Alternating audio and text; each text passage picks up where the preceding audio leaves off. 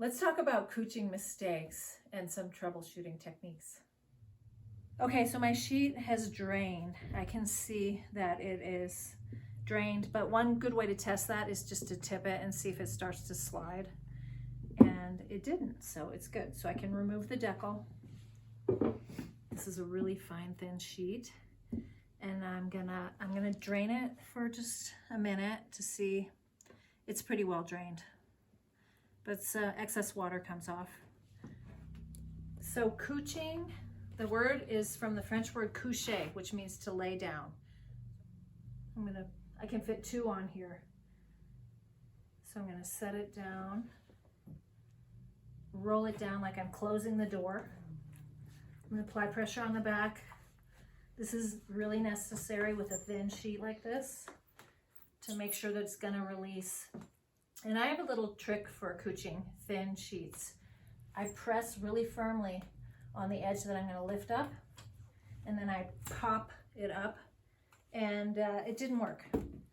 So I think the second layer will work better because I'll have more felt and water. And this is just something that happens with these thin sheets. Now I've got 2 felts and a sheet of paper underneath, so I've got a lot more moisture, and hopefully this will cooch like a charm. So again, I'll lay this down, press so that it starts to adhere to the felt below. And then I'm going to press really firmly on this side. Doesn't really matter which way you do this.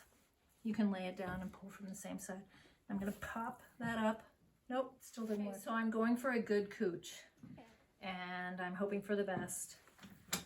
So I'm going to apply a lot of pressure. I've got 3 felts with all the water and sheets in between. I'm feeling confident that this is going to release. I'm going to apply pressure on the edge that I'm going to lift up, and then I'm going to pop it up. Woohoo! There's my sheet. So I just cooched this sheet, and it wasn't properly drained. So this area hadn't drained, and I didn't notice, and that's why it slipped when I was cooching. It's kind of like a stretch mark too. So that's something to avoid.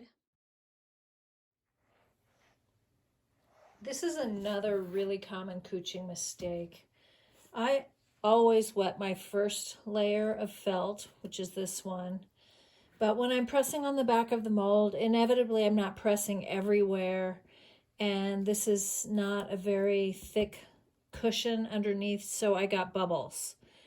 And it's really not worth trying to scrape up your sheet and pull it off. You have a lot of paper residue.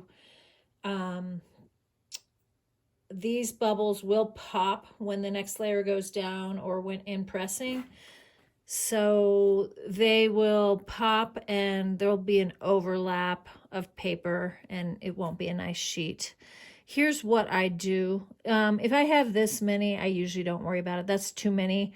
I just put another felt and build up more cushion prior to cooching.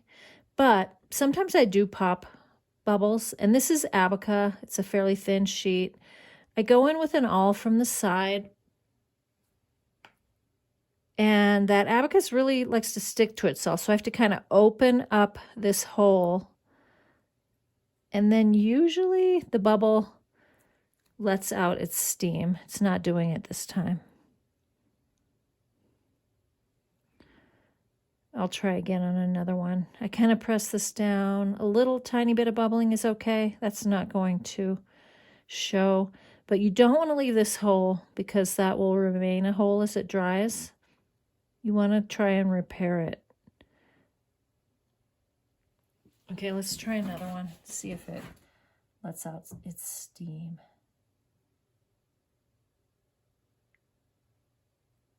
I heard it.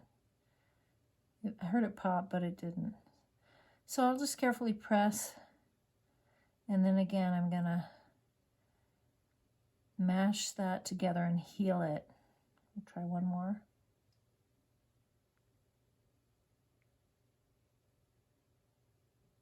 It must be something about the air temperature.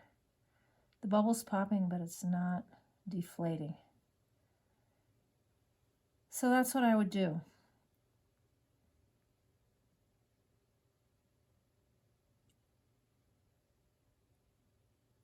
But in this case, I do think with all of these bubbles, I'm going to have some distortion in the sheet. It's not going to be a nice sheet. That'll be a second. Now here's that sheet dry, and it looks pretty darn good on white, but a trained eye can see those little spots that I repaired.